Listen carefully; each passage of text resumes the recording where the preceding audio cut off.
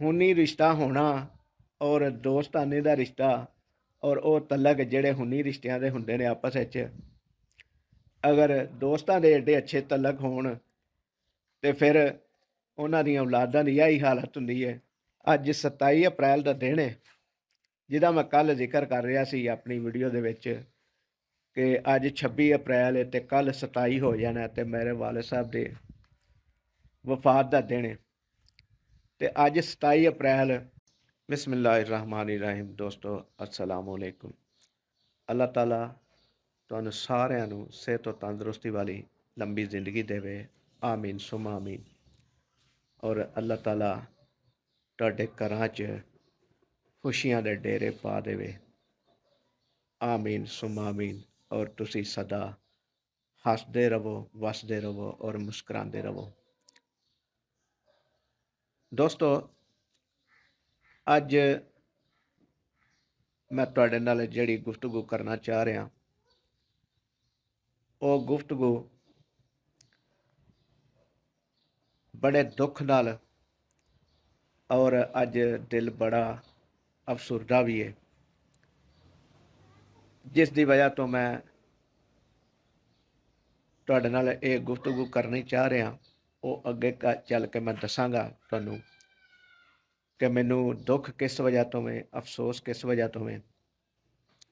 ਸਾਡੇ ਚੈਨਲ 'ਤੇ ਨਵੇਂ ਆਉਣ ਵਾਲੇ ਦੋਸਤਾਂ ਅੱਗੇ ਗੁਜ਼ਾਰਿਸ਼ ਹੈ ਕਿ ਸਾਡੇ ਚੈਨਲ ਨੂੰ ਅਗਰ ਸਬਸਕ੍ਰਾਈਬ ਨਹੀਂ ਕੀਤਾ ਤਾਂ ਸਬਸਕ੍ਰਾਈਬ ਕਰ ਲਵੋ ਔਰ ਘੰਟੀ ਦੇ ਬਟਨ ਨੂੰ ਵੀ ਦਬਾ ਦਿਓ ਤਾਂ ਕਿ ਸਾਡੀ ਹਰ ਨਵੀਂ ਆਉਣ ਵਾਲੀ ਵੀਡੀਓ ਦਾ ਨੋਟੀਫਿਕੇਸ਼ਨ ਤੁਹਾਡੇ ਤੱਕ ਪਹੁੰਚ ਸਕੇ।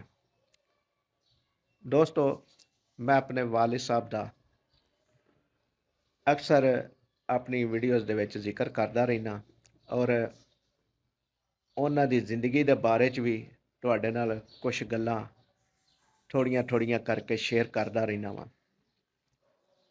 ਅੱਜ 27 ਤਾਰੀਖ ਹੈ ਅਪ੍ਰੈਲ ਦੀ ਔਰ 2024 ਸਨ ਚੱਲ ਰਹੀ ਹੈ।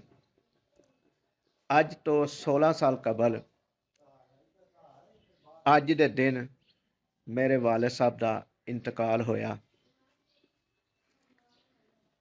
16 ਸਾਲ ਗੁਜ਼ਰ ਗਿਆ, ਪਤਾ ਵੀ ਨਹੀਂ ਚੱਲਿਆ। ਔਰ ਮੈਂ ਆਪਣੇ ਬਾਰੇ 'ਚ ਦੱਸਣਾ ਵਾਂ ਕਿ ਜਦੋਂ ਸਾਡੇ ਵਾਲਿਦ ਸਾਹਿਬ ਜ਼ਿੰਦਾ ਸਨ, ਹਯਾਤ ਸਨ, ਸਾਡੇ ਸਿਰ 'ਤੇ ਉਹਨਾਂ ਦਾ ਸਾਇਆ ਸੀ ਤੇ ਅਸੀਂ ਜਦੋਂ ਬਾਹਰ ਘਰ ਦੇ ਕੰਮ ਨਾਲ ਜਾਂ ਵੈਸੇ ਦੋਸਤਾਂ ਨੂੰ ਮਿਲਣ ਵਾਸਤੇ ਜਾਂ ਉਂਝ ਘੁੰਮਣ ਫਿਰਨ ਵਾਸਤੇ ਰਾਤ ਦੇ ਟਾਈਮ ਬਾਹਰ ਨਿਕਲਦੇ ਸਾਂ ਤੇ 9 ਜਦੋਂ ਵੱਜਦੇ ਸਨ ਰਾਤ ਦੇ ਤੇ ਸਾਡੇ ਦਿਲ ਦੇ ਵਿੱਚ ਇੱਕ ਧੜਕਾ ਲੱਗ ਜਾਂਦਾ ਸੀ ਕਿ ਹੁਣ ਘਰ ਜਾਣਾ ਹੈ ਤੇ ਘਰ ਦਾ ਦਰਵਾਜ਼ਾ ਵਾਲਿਦ ਸਾਹਿਬ ਨੇ ਖੋਲ੍ਹਣਾ ਔਰ ਉਹਨਾਂ ਸਵਾਲ ਵੀ ਕਰਨੇ ਨੇ ਤੇ ਫਿਰ ਝੂਠ ਵੀ ਬੋਲਣਾ ਪੈਣਾ ਔਰ ਕਿਸੇ ਵੇਲੇ ਸੱਚੀ ਗੱਲ ਵੀ ਦੱਸਣੀ ਪੈ ਜਾਂਦੀ ਸੀ। ਲੇਕਿਨ ਉਹਨਾਂ ਦਾ ਦਬਦਬਾ, ਉਹਨਾਂ ਦਾ ਡਰ ਦਿਲ ਦੇ ਵਿੱਚ ਹਮੇਸ਼ਾ ਰਹਿੰਦਾ ਸੀ। ਇਹ 16 ਸਾਲ ਦਾ ਜਿਹੜਾ ਅਰਸਾ ਗੁਜ਼ਰਿਆ ਉਹਨਾਂ ਦੇ ਦੁਨੀਆ ਤੋਂ ਰੁਖਸਤ ਹੋਣ ਤੋਂ ਬਾਅਦ ਇਹ ਕਦੀ ਮਹਿਸੂਸ ਹੀ ਨਹੀਂ ਹੋਇਆ ਕਿ ਉਹ ਦੁਨੀਆ ਤੋਂ ਚਲੇ ਗਏ ਨੇ। ਜਿਸ ਤਰ੍ਹਾਂ ਹੀ ਰਾਤ ਦਾ ਟਾਈਮ ਹੁੰਦਾ ਤੇ ਸਾਡੇ ਦਿਲ ਦੇ ਵਿੱਚ ਅਗਰ ਬਾਹਰ ਹੋਈਏ ਤੇ ਇਹ ਹੀ ਜ਼ਿਹਨ 'ਚ ਆਉਂਦੀ ਸੀ ਗੱਲ ਅਕਸਰ ਕਿ ਜਾਵਾਂਗੇ ਤੇ ਘਰ ਦਾ ਬੂਹਾ ਤੇ ਵਾਲਿਦ ਸਾਹਿਬ ਹੀ ਖੋਲ੍ਹਣਾ। ਲੇਕਿਨ ਇਹ ਮੁਮਕਿਨ ਨਹੀਂ ਸੀ ਹੁੰਦਾ ਕਿਉਂਕਿ ਉਹ ਤਾਂ ਦੁਨੀਆ ਤੋਂ ਰੁਖਸਤ ਹੋ ਚੁੱਕੇ ਹਨ। ਲੇਕਿਨ ਇਹ ਗੱਲ ਜ਼ਿਹਨ 'ਚ ਇਸ ਲਈ ਰਹਿੰਦੀ ਸੀ ਕਿ ਸਾਡੇ ਦਿਲ ਦੇ ਵਿੱਚ ਉਹਨਾਂ ਦੀ ਇੱਜ਼ਤ, ਮਕਾਮ ਔਰ ਉਹਨਾਂ ਦਾ ਡਰ ਰਹਿੰਦਾ ਸੀ, ਜਿਹਦੀ ਵਜ੍ਹਾ ਤੋਂ ਉਹ 16 ਸਾਲ ਗੁਜ਼ਰਨ ਦੇ ਬਾਵਜੂਦ ਨਹੀਂ ਨਿਕਲਿਆ। ਕੱਲ ਜੁਮਾਤੁਲ ਮੁਬਾਰਕ ਸੀ ਤੇ ਮੈਂ ਜੁਮਾ ਦੀ ਨਮਾਜ਼ ਪੜ੍ਹਨ ਤੋਂ ਬਾਅਦ ਕਬਰਸਤਾਨ ਗਿਆ ਹਸਬੇ ਰਵਾਇਤ ਫਾਤਿਹਾ ਹਾਨੀ ਵਾਸਤੇ, ਕਬਰਾਂ 'ਤੇ ਫਾਤਿਹਾ ਕਰਨ ਵਾਸਤੇ। ਤੇ ਉਸ ਵਕਤ ਮੈਨੂੰ ਯਾਦ ਆਇਆ ਇੱਕ ਉਹਨਾਂ ਦਾ ਦੋਸਤ ਜਿਨ੍ਹਾਂ ਦਾ ਨਾਂ ਸੀ ਮੀਰ ਮੱਤੀ। ਉਹ ਉਹਨਾਂ ਦੇ ਵਾਲਿਦ ਸਾਹਿਬ ਦੇ ਐਡੇ ਅੱਛੇ ਦੋਸਤ ਸਨ ਕਿ ਅਗਰ ਸਾਡੇ ਘਰ ਦੀ ਗਲੀ ਦੇ ਵਿੱਚੋਂ ਗੁਜ਼ਰਦੇ ਸਨ ਤੇ ਆਵਾਜ਼ ਲਾ ਕੇ ਗੁਜ਼ਰਦੇ ਸਨ, ਮੀਆਂ ਜੀ। ਇਹ ਉਹਨਾਂ ਦਾ ਆਮ ਲਫ਼ਜ਼ ਸੀ ਜਿਹੜਾ ਜਿਸ ਤਰੀਕੇ ਨਾਲ ਉਹ ਸਾਡੇ ਵਾਲਿਦ ਸਾਹਿਬ ਨੂੰ ਬੁਲਾਉਂਦੇ ਸਨ। ਤੇ ਵਾਲਿਦ ਸਾਹਿਬ ਅਗਰ ਅੰਦਰ ਬੈਠਕ ਵਿੱਚ, ਜਿਹਨੂੰ ਹੁਣ ਅਸੀਂ ਡਰਾਇੰਗ ਰੂਮ ਆਉਂਦੇ ਹਾਂ, ਪਹਿਲੋਂ ਬੈਠਕ ਆਖੀ ਜਾਂਦੀ ਸੀ, ਬੈਠਕ ਵਿੱਚ ਬੈਠੇ ਹੁੰਦੇ ਹਨ ਤੇ ਅੰਦਰੋਂ ਆਵਾਜ਼ ਦਿੰਦੇ ਹਨ, ਮੀਰ ਸਾਹਿਬ ਮੈਂ ਘਰ ਹੀ ਹਾਂ, ਆ ਜਾਓ ਲੰਘਾਓ, ਚਾਹ ਪੀਓ। ਅਗਰ ਮੌਸਮ ਗਰਮ ਹੁੰਦਾ ਸੀ ਤੇ ਠੰਡੇ ਦੀ ਆਵਾਜ਼ ਲਾਉਂਦੇ ਹਨ ਕਿ ਠੰਡਾ ਆ ਕੇ ਪੀਓ, ਜਾਂ ਸਕੰਜਬੀਨ ਬਣਾਈ ਹੈ ਤੇ ਸਕੰਜਬੀਨ ਪੀਓ। ਤੇ ਉਹ ਆ ਕੇ ਥੋੜ੍ਹੀਆਂ ਜਿਹੀਆਂ ਗੱਲਾਂ ਬਾਤਾਂ ਕਰਨੀਆਂ ਤੇ ਉਹਨਾਂ ਫਿਰ ਉੱਠ ਕੇ ਚਲੇ ਜਾਣਾ। ਪਿਆਰ ਮੁਹੱਬਤ ਆਪਸ ਵਿੱਚ ਜਿਹੜਾ ਉਹਨਾਂ ਦਾ ਹੈ ਸੀ, ਉਸ ਤਰ੍ਹਾਂ ਦੀ ਗੁਫ਼ਤਗੂ ਕਰਦੇ ਸਨ।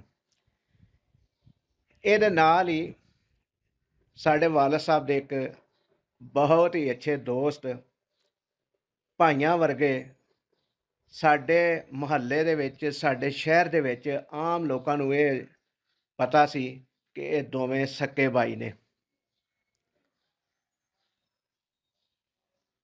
ਹਾਲਾਂਕਿ ਉਹ ਸਕੇ ਭਾਈ ਨਹੀਂ ਸਨ, ਦੋਸਤ ਸਨ, ਲੇਕਿਨ ਇਹਨਾਂ ਦਾ ਦੋਸਤਾਨਾ ਆਪਸ ਵਿੱਚ ਮਿਲਣ ਗਿਲਣ ਮੁਹੱਬਤ ਇੰਨੀ ਸੀ ਕਿ ਲੋਕਾਂ ਨੂੰ ਇਹ ਤਾਸਰ ਮਿਲਦਾ ਸੀ ਕਿ ਸ਼ਾਇਦ ਇਹ ਸਕੇ ਭਾਈ ਨੇ, ਕਿਉਂਕਿ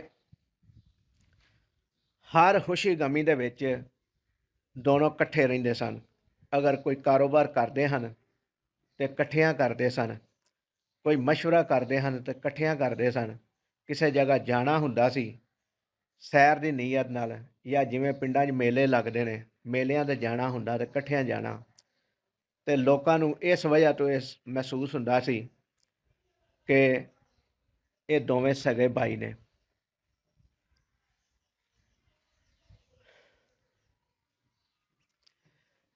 ਅੱਜ 27 ਅਪ੍ਰੈਲ ਦਾ ਦਿਨ ਹੈ, ਜਿਹਦਾ ਮੈਂ ਕੱਲ ਜ਼ਿਕਰ ਕਰ ਰਿਹਾ ਸੀ ਆਪਣੀ ਵੀਡੀਓ ਦੇ ਵਿੱਚ ਕਿ ਅੱਜ 26 ਅਪ੍ਰੈਲ ਹੈ ਤੇ ਕੱਲ 27 ਹੋ ਜਾਣਾ ਤੇ ਮੇਰੇ ਵਾਲਿਦ ਸਾਹਿਬ ਦੇ ਵਫਾਤ ਦਾ ਦਿਨ ਹੈ।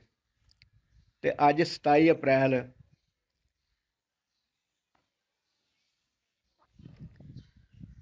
ਉਹਨਾਂ ਦਾ ਉਹ ਦੋਸਤ, ਉਹਨਾਂ ਦਾ ਉਹ ਭਾਈ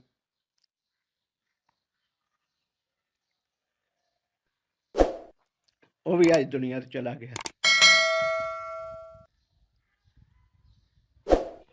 ਹੁਣੀ ਰਿਸ਼ਤਾ ਹੋਣਾ ਔਰ ਦੋਸਤਾਨੇ ਦਾ ਰਿਸ਼ਤਾ ਔਰ ਉਹ ਤਲਕ ਜਿਹੜੇ ਹੁਣੀ ਰਿਸ਼ਤਿਆਂ ਦੇ ਹੁੰਦੇ ਨੇ ਆਪਸ ਵਿੱਚ, ਅਗਰ ਦੋਸਤਾਂ ਦੇ ਏਡੇ ਅੱਛੇ ਤਲਕ ਹੋਣ ਤੇ ਫਿਰ ਉਹਨਾਂ ਦੀਆਂ ਔਲਾਦਾਂ ਦੀ ਇਹੀ ਹਾਲਤ ਹੁੰਦੀ ਹੈ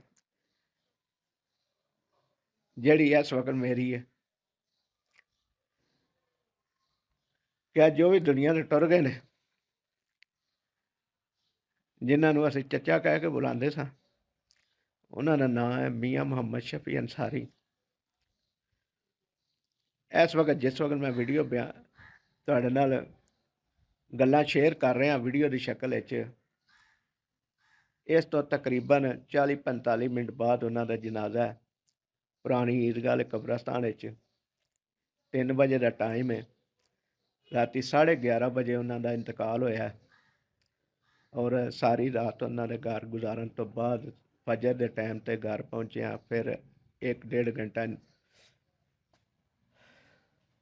ਆਰਾਮ ਕੀਤਾ, ਲੇਕਿਨ ਨੀਂਦਰ ਨਹੀਂ ਪਈ। ਫਿਰ ਚਲੇ ਗਏ ਉਹਨਾਂ ਦੇ ਘਰ। ਤੇ ਹੁਣ ਮੈਂ ਜ਼ੋਰ ਦੀ ਨਮਾਜ਼ ਪੜ੍ਹਨ ਵਾਸਤੇ ਆਪਣੇ ਘਰ ਦੁਬਾਰਾ ਆਇਆ ਤੇ ਦਿਲ ਕੀਤਾ ਕਿ ਤੁਹਾਡੇ ਨਾਲ ਥੋੜ੍ਹੀ ਜਿਹੀਆਂ ਗੱਲਾਂ ਸ਼ੇਅਰ ਕਰ ਲਈਆਂ ਜਾਣ। ਹੁਣ ਮਜ਼ੀਦ ਬੋਲਿਆ ਨਹੀਂ ਜਾ ਰਿਹਾ, ਹਿੰਮਤ ਨਹੀਂ ਪੈ ਰਹੀ ਕੋਈ ਗੱਲ ਕੀਤੀ ਜਾਏ। ਤੇ ਅਗਲੀ ਫਿਰ ਵੀਡੀਓ ਦੇ ਵਿੱਚ ਬਾਕੀ ਦੀਆਂ ਗੱਲਾਂ ਤੁਹਾਡੇ ਨਾਲ ਸ਼ੇਅਰ ਕਰਾਂਗੇ। ਇਜਾਜ਼ਤ ਦਿਓ, ਦੁਆਵਾਂ ਯਾਦ ਰੱਖਿਆ ਜੇ, ਸਾਡੇ ਬਜ਼ੁਰਗਾਂ ਵਾਸਤੇ ਦੁਆ ਜ਼ਰੂਰ ਕਰਿਆ ਜੇ। ਅੱਲਾਹ ਤਾਲਾ ਉਹਨਾਂ ਦੀਆਂ ਆਖਰਤ ਦੀਆਂ ਮੰਜ਼ਿਲਾਂ ਆਸਾਨ ਕਰੇ, ਨਬੀ ਪਾਕ सल्लल्लाहु अलैहि वसल्लम ਦੀ शफात अता फरमाए, नबी पाक की ज़ियारत अता फरमाए अल्लाह ताला, और कब्रां नूं ठंडा कुशादा रोशन करे।